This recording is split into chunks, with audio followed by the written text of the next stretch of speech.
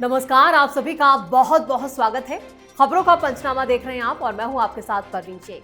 हम लेकर आए देश और दुनिया की 5 बड़ी खबरें, जिस पर चर्चा के लिए हमारे साथ स्टूडियो मौजूद हैं कैपिटल टीवी के editor in chief doctor Manish Kumar. Sir, आपका बहुत बहुत स्वागत है। धन्यवाद। सबसे पहले एक नजर आज की टॉप हेडलाइंस पर। बिहार में पीएम मोदी का चुनावी शंखनाद, तो बंगाल में ममता बनर्जी पर किया वार। आज पीएम ने हजारों करोड़ की परियोजनाओं का किया शिलान्यास। ईडी के एक्शन से बौखलाए कांग्रेस नेता। ईडी की चार्जशीट पर बोले राहुल गांधी, जीजा रॉबर्ट वाड्रा को 10 साल से परेशान कर रही है सरकार। दिल्ली में आम आदमी पार्टी के बड़े नेताओं पर ईडी ने कसा शिकंजा। 6000 करोड़ के घोटाले में 3 केस दर्ज। जस्टिस यशवंत वर्मा ने करप्शन के मामले में जांच रिपोर्ट को सुप्रीम कोर्ट में दी चुनौती। महाभियोग प्रक्रिया की सिफारिश को भी किया चैलेंज। पाकिस्तान को लगा डबल झटका। यूएस ने पहलगाम हमले के जिम्मेदार टीआरएफ को माना आतंकी संगठन। इस्लामाबाद नहीं जाएंगे डोनाल्ड ट्रंप। खबरों में सबसे पहले बात पीएम मोदी की। बिहार और पश्चिम बंगाल में आज पीएम मोदी जमकर गरजे। पीएम ने बिहार के मोतिहारी में 7200 करोड़ रुपए से ज्यादा की विकास परियोजनाओं का शिलान्यास और उद्घाटन किया। इसके अलावा बिहार को 4 अमृत भारत ट्रेनों की सौगात भी दी। इसके अलावा पश्चिम बंगाल के दुर्गापुर में पीएम मोदी ने 5000 करोड़ रुपए से ज्यादा की कई विकास परियोजनाओं का शिलान्यास और उद्घाटन किया, जिसमें तेल और गैस, बिजली, सड़क और रेल शामिल है। रैली में पीएम मोदी ने कहा कि बीजेपी और एनडीए का विजन है, जब बिहार आगे बढ़ेगा तभी देश आगे बढ़ेगा और बिहार तब आगे बढ़ेगा जब यहाँ का युवा आगे बढ़ेगा। वहीं पश्चिम बंगाल में भी पीएम मोदी ने बदलाव का नारा दिया, जिससे ममता बनर्जी की चिंता काफी बढ़ चुकी है। पीएम मोदी ने एक तीर से कई निशाने साधे। देखिए, प्रधानमंत्री मोदी की राजनीति को समझिए। वो जहां जा रहे हैं, योजनाओं का उद्घाटन हो रहा है, योजनाओं की शुरुआत हो रही है, रिजल्ट दिख रहा है। वो वहां जाकर के भाषण नहीं दे रहे कि ये खराब है, वो खराब है, ये सेक्युलरिज्म, सोशलिज्म, संविधान बचाना है, इस तरह की बातें नहीं। ये क्या है? हवाई पॉलिटिक्स। अगर राहुल गांधी, विपक्षी पार्टियों या ममता बनर्जी के पास कोई विकास का मॉडल होता तो ममता बनर्जी ये कहती कि भाई प्रधानमंत्री मोदी ने क्या किया, बंगाल में हमने किया है, ये है हमारा मॉडल। तब तो बात होती, बात समझ में आती। आप अभी भी उसी मुख्यमंत्री होते हुए आप ये कह रहे हो बांग्ला बोलने वाले को बांग्लादेश भेजा जा रहा है। ये बकवास की बातें। भाई राहुल गांधी के भाई अभी तो 3 सरकारें हैं। आपके अचीवमेंट में क्या है? कुछ नहीं। आप वही भी कि ये अडानी, अंबानी, तो संविधान बचाना है, तो जाति जनगणना। भाई आप कर क्या रहे हो? आपके पास अपने कामों को बताने के लिए कुछ है? नहीं है। लोग कंपेयर करते हैं प्रधानमंत्री मोदी की दूसरे नेताओं से। ये फर्क नहीं समझते हैं कि एक डिलीवरी नाम की चीज अलग होती है और ये बेकार के जो भाषण जो होते हैं वो अलग होते हैं। जनता के सामने बिल्कुल चॉइस जो है वो क्लियर कट है। बिल्कुल। खबरों में आगे का रुख करते हैं। राहुल गांधी अपने जीजा रॉबर्ट वाड्रा के खिलाफ जारी ईडी चार्जशीट पर उनका बचाव करने के लिए मैदान में है। उन्होंने एक्स पर पोस्ट कर ईडी के एक्शन पर कहा कि पिछले 10 सालों से रॉबर्ट वाड्रा को सरकार परेशान कर रही है। नई चार्जशीट भी उसी साजिश का हिस्सा है। वाड्रा को राजनीतिक दुर्भावना का शिकार होना पड़ रहा है।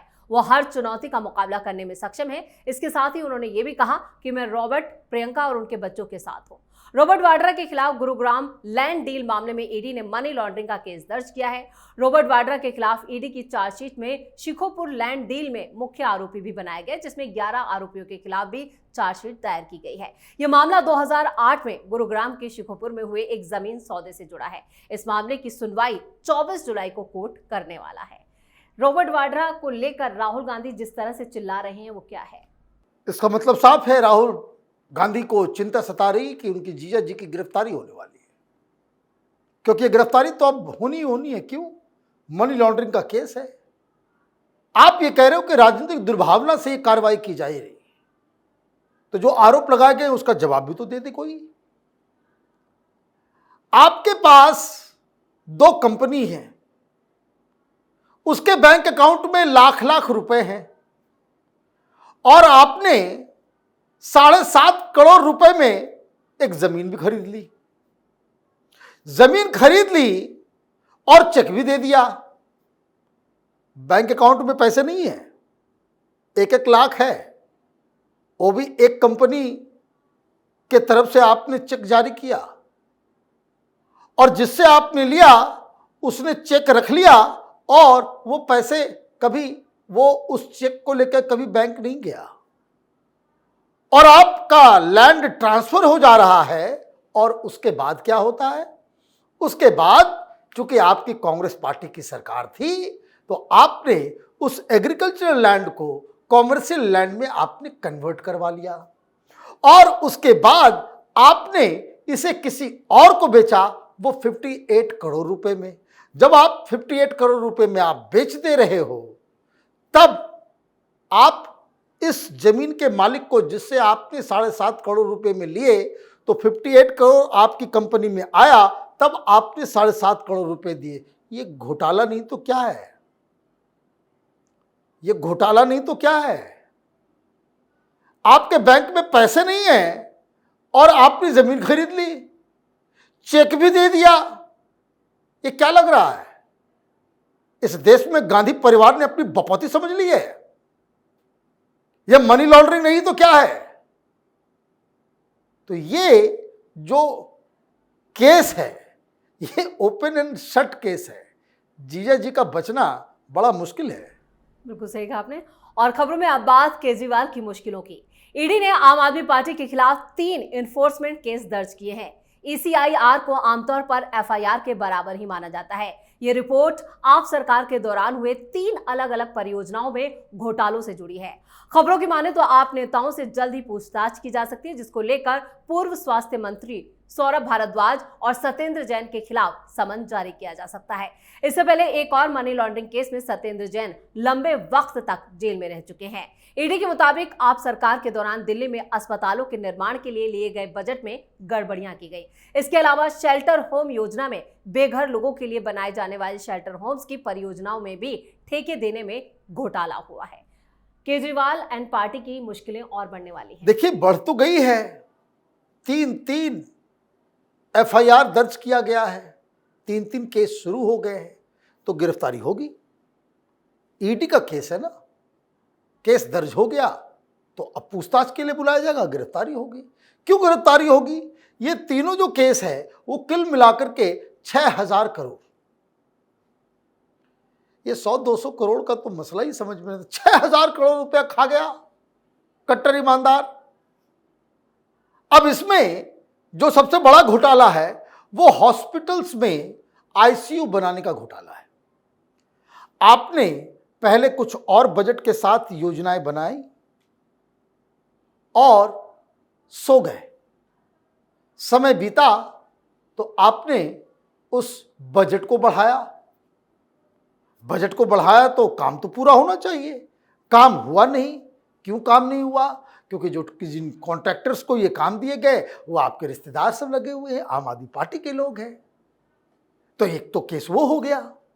दूसरा केस CCTV का है और ये खुलासा कैपिटल टीवी ने ही सबसे पहले किया था, क्योंकि BEL जिसको ये ठेका दिया गया कि आप बाकायदा CCTV लगाएंगे, उसमें विलंब हुआ तो 17 करोड़ रुपए का फाइन डाल दिया गया। 17 करोड़ रुपए का फाइन डाला गया तो BEL वाले बोले कि भाई 17 करोड़ रुपए क्यों लगा दो, एक काम करो। सत्येंद्र जैन ने कहा कि 7 करोड़ रुपए कैश में दे दो, 17 करोड़ माफ कर देंगे, 10 करोड़ तुम्हारा बच जाएगा। कौन तुम्हारे पॉकेट से लग रहा है? तो ये 7 करोड़ रुपए लिए गए। ये मैं क्यों कह रहा हूं? क्योंकि ये बात BEL के अंदर वहां चल रहे एक इन्वेस्टिगेशन में ये तय हुआ कि हमने वो पैसे देने पड़े हमें। वहां अलग ये चल रहा था भाई कैश में क्यों दिया गया, किसके जरिए दिया गया।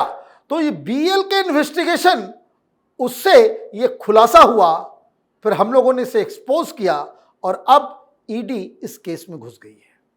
और तीसरा रैन बसेरा गरीबों के लिए बनता है, उसमें भी तुमने घोटाले कर दिए। 200 करोड़ के आसपास का घोटाला उसमें बताया जा रहा है। उसमें भी वही आम आदमी पार्टी के चट्टे बट्टे, वो नेता, छोटा नेता, बड़ा नेता, ये सब मिल बांट करके इन लोगों ने 10 साल तक दिल्ली को लूटा है। अब इनको पे करने का समय आ गया है। जी, खबरों में आगे बढ़ते हैं और बात अगली खबर की। इलाहाबाद हाईकोर्ट के जस्टिस यशवंत वर्मा पर महाभियोग का खतरा मंडरा रहा है, जिसको लेकर जस्टिस वर्मा सुप्रीम कोर्ट पहुंच गए। उनका दावा है कि सुप्रीम कोर्ट की 3 जजों की जांच कमेटी की रिपोर्ट अधूरी है। कई मामलों में कमेटी की रिपोर्ट में अटकलों को ही सच मान लिया गया। जस्टिस वर्मा के घर से बड़ी संख्या में नोट बरामद हुए थे। अब भ्रष्टाचार के इसी मामले में यशवंत वर्मा ने सर्वोच्च अदालत का दरवाजा खटखटाया है। जस्टिस वर्मा ने मांग की है कि महाभियोग की सिफारिश को खारिज किया जाना चाहिए। जस्टिस वर्मा ने जो सुप्रीम कोर्ट पहुंचे हैं, उनके दावे में कितना दम? देखिए, दावे में तो कोई दम ही नहीं है। आपने कुल मिलाकर के 5 पॉइंट उसमें तय किए। अब 5 पॉइंट का लब्बो लुभाव ये है, 4 पॉइंट का, कि सुप्रीम कोर्ट ने जो किया, जो रिकमेंडेशन किया, जो इंटरनल कमेटी बनाई, जिस तरह से जांच की गई, वो सुप्रीम कोर्ट के आधार क्षेत्र में है ही नहीं। मेरा जो अधिकार है नेचुरल जस्टिस का, हमको सुना ही नहीं गया, और इसलिए ये अनकॉन्स्टिट्यूशनल है, कानून के मुताबिक नहीं है। नेचुरल जस्टिस का जो है प्रिंसिपल है, वो उसके खिलाफ जा रहा है। और 5वां पॉइंट कि हमारा मीडिया ट्रायल हो रहा है। अरे बाबा, नोट मिला है ना, वीडियो के आगे सब फेल, वीडियो के आगे सब फेल। वहां जजेस कह रहे हैं, और ये मसला तो ऐसा सेंसिटिव हो गया है कि सुनवाई होगी 5 मिनट में खत्म हो जाएगा कि हटाइए इसको, उसको तो हटाओ जल्दी से, हटाओ जल्दी से। जस्टिस साहब के जहन में, उनके दिमाग में न्याय का मतलब भी समझ में आता तो वो इस्तीफा दे चुके होते। लेकिन ऐसा लग रहा है कि इनको पॉलिटिकल पार्टीज, खास करके विपक्षी पार्टियों का बैकिंग मिला हुआ है, इसलिए वो इस लड़ाई को लड़ रहे हैं। अदरवाइज जरा सा भी आंखों में पानी होता, शर्म होती, तो ये शख्स अब तक इस्तीफा दे दिया होता। खैर, वो जितना लड़ने की कोशिश करेंगे, उनकी उतनी ज्यादा बेइज्जती होगी। जी, खबरों के आखिर में बात पाकिस्तान को लगे झटके की। पाकिस्तान को अमेरिका ने दोहरा झटका दिया है। अमेरिका ने पहलगाम आतंकी हमले की जिम्मेदारी लेने वाले द रेजिस्टेंस फ्रंट यानी टीआरएफ को आतंकी संगठन घोषित कर दिया। वहीं पाकिस्तानी मीडिया का वो दावा झूठा निकला जिसमें दावा किया गया था कि अमेरिकी राष्ट्रपति डोनाल्ड ट्रंप इस साल के आखिर में पाकिस्तान का दौरा कर सकते हैं। व्हाइट हाउस ने इन खबरों का खंडन करते हुए कहा कि फिलहाल अमेरिकी राष्ट्रपति डोनाल्ड ट्रंप के पाकिस्तान जाने का कोई इरादा नहीं है और कोई भी दौरा तय नहीं है।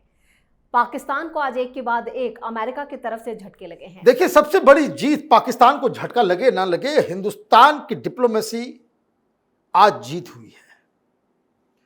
क्योंकि ये टीआरएफ कौन है? ये टीआरएफ लश्कर तोयबा का एक विंग है। पाकिस्तान ने क्या कहा था? पाकिस्तान ने कहा कि भाई कोई टीआरएफ वगैरह का हाथ नहीं है, वो लोकल लोगों ने कुछ किया है, इसमें पाकिस्तान का हाथ नहीं है। टीआरएफ का नाम आने का मतलब लश्कर तोयबा का नाम आना, लश्कर तोयबा का नाम मतलब हाफिज सईद का नाम आना, हाफिज सईद का नाम आने का मतलब पाकिस्तान की आर्मी, पाकिस्तान की सेना, पाकिस्तान की सरकार, पाकिस्तान की पॉलिटिकल पार्टीज, वो सब आज इन्वॉल्व हो जाएंगी। लश्कर तोयबा का नाम वो मुंबई अटैक में है, तो इसलिए ये सब कुछ उनके लिए बड़ा दिक्कत वाला हो जाता। तो पहले ने इन लोगों ने तो बड़ी बहादुरी से कह दिया कि हमने किया, लेकिन जब हमने अटैक कर दिया, ऑपरेशन सिंदूर में जब पीटना शुरू किया हम लोगों ने पाकिस्तानियों को, तो वो कहने लगा नहीं नहीं नहीं, हमने नहीं किया, वो हमारा टेलीग्राम अकाउंट जो है किसी ने हैक कर दिया। और इस चीज को लेकर के पाकिस्तान दुनिया भर में घूमता रहा।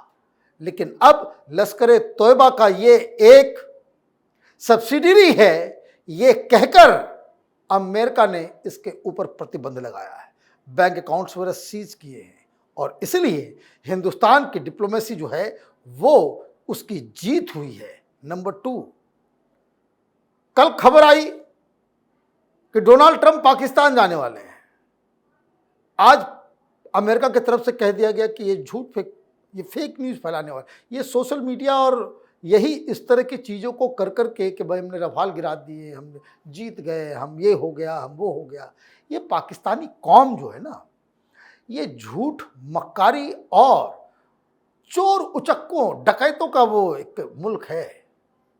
वहाँ की बातों पे यकीन करना खुद को बेवकूफ़ बनाने जैसा है। चलिए, इस तमाम जानकारी के लिए और सटीक विश्लेषण के लिए आपका बहुत बहुत धन्यवाद। धन्यवाद। खबरों का पंचनामा में आज के लिए इतना ही। देश और विदेश की बाकी खबरों, उनके सटीक एनालिसिस के लिए देखते रहिए कैपिटल टीवी। वीडियो को लाइक करें, शेयर करें और कैपिटल टीवी को सब्सक्राइब जरूर करें। धन्यवाद।